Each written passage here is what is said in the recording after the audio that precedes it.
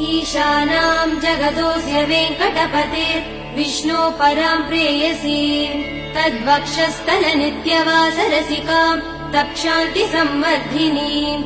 पद्मालङ्कृतपाणिपल्लवयुगाम् पद्मासनस्ताम् श्रियम् वात्सल्यादिगुणोज्ज्वलाम् भगवतीम् वन्दे जगन्मातरम्